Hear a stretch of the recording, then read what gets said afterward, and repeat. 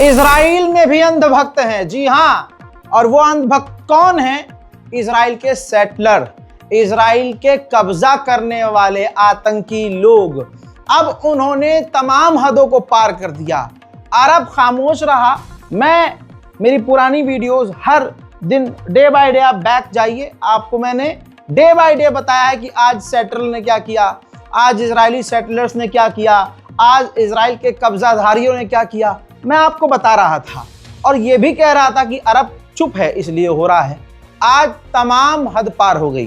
अरब की खामोशी का नतीजा ये रहा कि कल तक, अब तक तो इजराइल के जो सेटलर्स हैं, लोग हैं, अंधभक्तों का झुंड है, वो सिर्फ फिलिस्तीन के आम लोगों को मार रहा था, परेशान कर रहा था। लेकिन अब जब अंतर्राष्ट्रीय पत्रकार वेस्ट बैंक में पहुंचे हैं इजराइल का घिनौना चेहरा रिकॉर्ड करने, तो इजराइल के जो सेटलर्स हैं उन्होंने अल जजीरा के पत्रकार, रॉयटर्स की पत्रकार, लोकल पत्रकार और साथ में अंतर्राष्ट्रीय एक्टिविस्ट, ह्यूमन राइट एक्टिविस्ट, उन सब के ऊपर हमला कर दिया। जरा इस वीडियो को देखिए।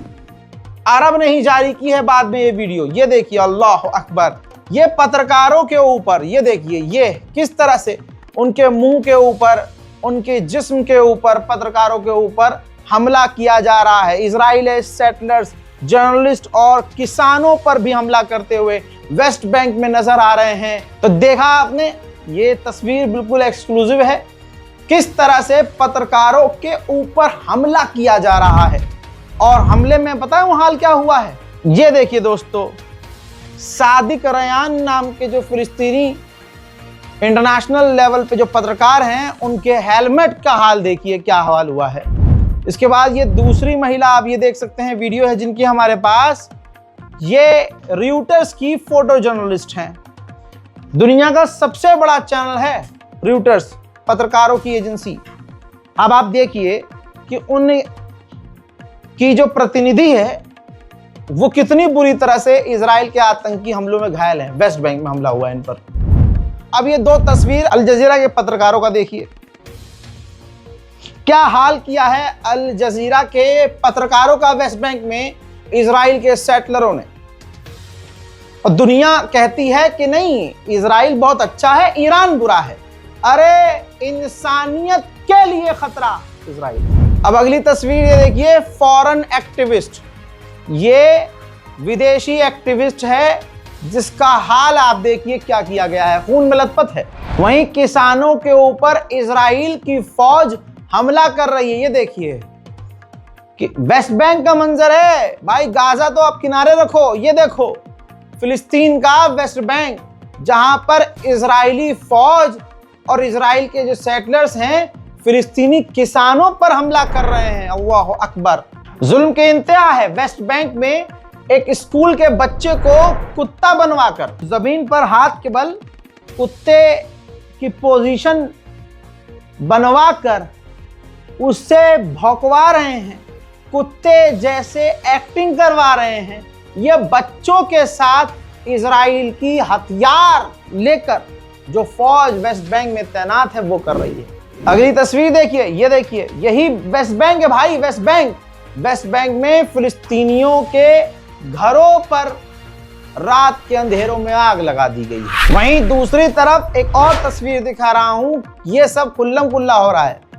वेस्ट बैंक में जो इजराइल के सेटलर्स हैं फिलिस्तीनी औरतों, बच्चों और नौजवानों को किस तरह से परेशान कर रहे हैं भाई। दिन दहाड़े फिलिस्तीनियों के घरों में वेस्ट बैंक में घुसकर उनको परेशान कर रहे हैं, उनके साथ हैवानियत कर रहे हैं। कई तस्वीरें ऐसी हैं जो वो वहाँ की लड़कियों के साथ, फिलिस्तीनी लड़कियों के साथ गंदगी हरकतें कर रहे हैं। वो मैं तस्वीर दिखा भी नहीं रहा हूँ, बस आपको मैंने बता दिया है और ये जो चीज़ दिखा सकता हूँ वो दिखा रहा हूँ। लेकिन आप और हम इसको शेयर नहीं करेंगे भाई। शेयर करो। मैं कॉपीराइट क्यों नहीं देता? मैं कॉपीराइट क्लेम इसलिए नहीं करता हूँ, वल्लाह ये परवरदिगार जानता है कि बस आवाज हमारी दूर तक पहुंचे। लेकिन एक रिक्वेस्ट फिर से कर रहा हूं कि अगर आप हमारे वीडियो को इस्तेमाल कर रहे हैं, मेहरबानी करके वीडियो के डिस्क्रिप्शन में हमारे ओरिजिनल चैनल का लिंक डालिए, हमें मेंशन कीजिए, क्योंकि हमारी टीम इस चीज को लेकर सख्त है।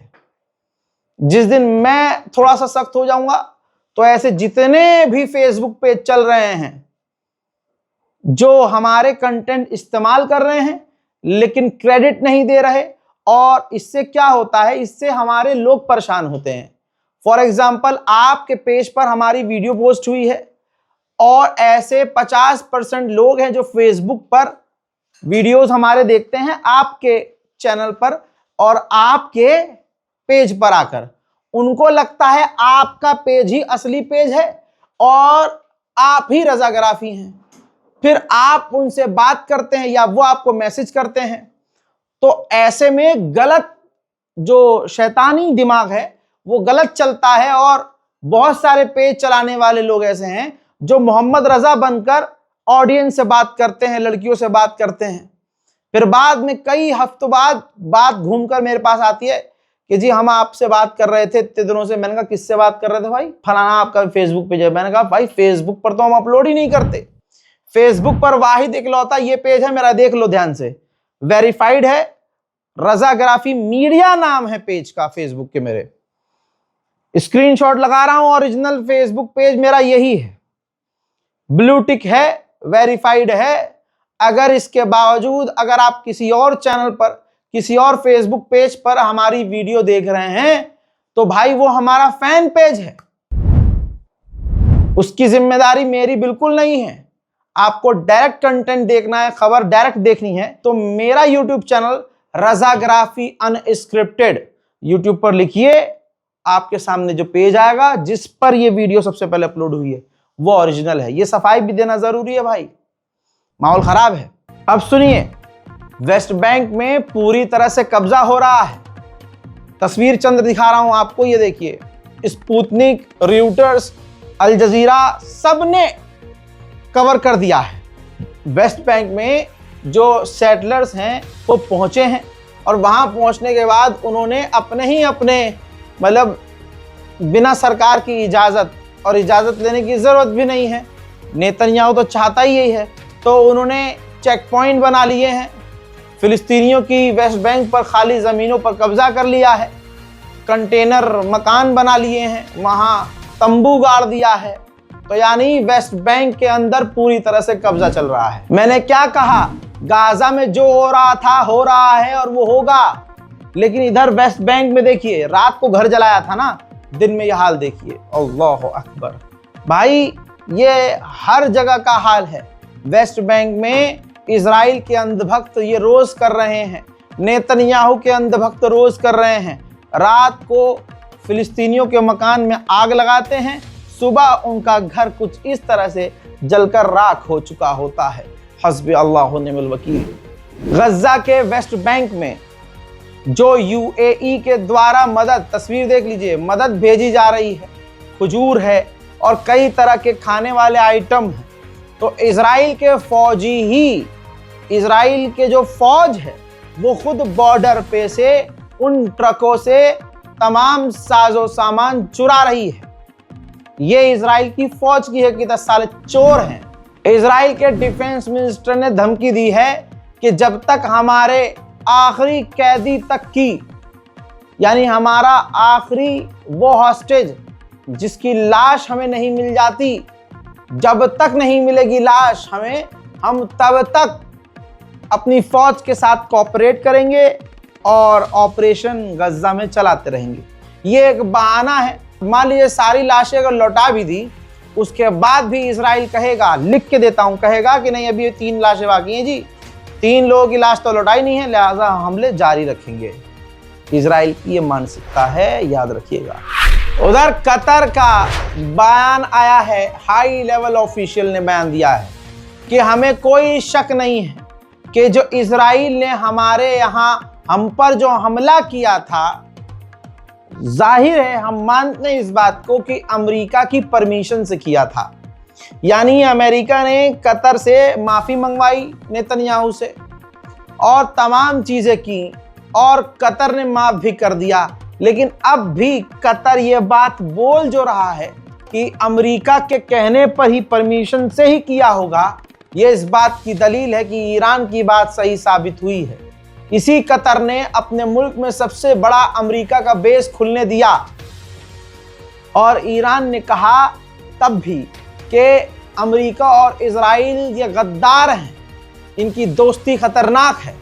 आज वही इशारा कतर कर रहा है कि हमें यकीन है कि इजराइल ने जो हम पर हमला किया था वो अमेरिका की परमिशन से और अमेरिका के इशारे पर किया था। उधर अरब के ऑफिशियल्स ने भी डर जताया है और ऐलान कर दिया है, शंका जताई है कि गाजा के 2 टुकड़े हो सकते हैं अब, क्योंकि जो गाजा इजराइल के कंट्रोल में है, नेतन्याहू डोनाल्ड ट्रंप उसको बनाना शुरू कर सकते हैं।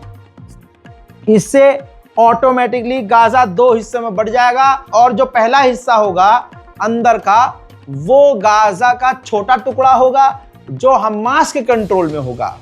तो दोस्तों ये और बुरी खबर है कि गाजा के 2 टुकड़े होने जा रहे हैं। गाजा के अंदर जो मदद जा रही है उसको लीड करने वाला इजराइल है कि कौन सी मदद जाएगी कौन सी नहीं जाएगी। अब बात ये चल रही है कि इजराइल को हटाकर अब अमेरिका खुद लीड करेगा कि गाजा के अंदर कितनी मदद जानी है कितनी नहीं। उम्मीद तो ये की जा रही है कि हो सकता है डोनाल्ड ट्रंप थोड़ी नरमी बरते, लेकिन क्योंकि डोनाल्ड ट्रंप के पिछवाड़े में हाथ डालकर हलक तक हाथ पहुंचाकर नेतन्याहू जो बुलवाएगा ट्रंप वही बोलेगा। अपडेट ये है गाजा की जमीन से कि 2 और फिलिस्तीनियों को इजरायली फौज ने गोली मारकर कत्ल कर दिया, ये कहते हुए कि जो हमने येलो लाइन बनाई थी उसको वो 2 फिलिस्तीनी पार कर चुके थे। वहीं हमास ने इजराइल को एक और लाश लौटाई है। मोहतरम हजरात, इजराइल ने भी 15 फिलिस्तीनियों की लाशों को बुरी हालत में लौटाया है। हजरात, मोबाइल होम उसे कहते हैं जो एक छोटा सा कपड़े का ही होता है घर, टेंट की तरह आप समझ सकते हैं, उसके अंदर तमाम सुविधाएं होती हैं। अब सर्दी आ रही है और ऐसे टेंट की ज़रूरत है, तो इजराइल का घटियापन ये है कि वो सर्दियों वाले सामान और टेंट गाजा के अंदर जाने नहीं दे रहा है। WHO के ऑफिशियल ने गाजा के बॉर्डर पर जाकर, रफ़ा के बॉर्डर पर जाकर कहा है, वीडियो बनाकर संदेश दिया है कि 16,000 गाजा के मरीजों को दवा की ज़रूरत है। तो इजराइल को यह रास्ता खोलना चाहिए और मदद ज़्यादा से ज़्यादा भेजना चाहिए। वीडियो आपके सामने। My name is Chikwe Ihekwazu. I lead the emergencies program of the World Health Organization. I'm here at the Rafah crossing into Gaza to assess progress that has been made since the ceasefire, to understand how we can improve on the work we're doing. Right now, there's not a single hospital inside Gaza that is fully functioning. We need to change that. There are 36 hospitals waiting for us to supply them with their needs, and we have the supplies, the medical equipment, the medicines, and all sorts of other needs that the hospitals urgently need to get working. मोहतरम हजरात, कुल मिला के ये बात clear है कि Gaza के अंदर जितनी मदद जानी चाहिए नहीं जा रही है। इस वीडियो को शेयर कीजिएगा। फिलहाल के लिए इस रिपोर्ट में इतना ही। इस रिपोर्ट को शेयर कीजिए, अपनी राय कमेंट में लिखिए, चैनल को सब्सक्राइब कीजिए। जय हिंद।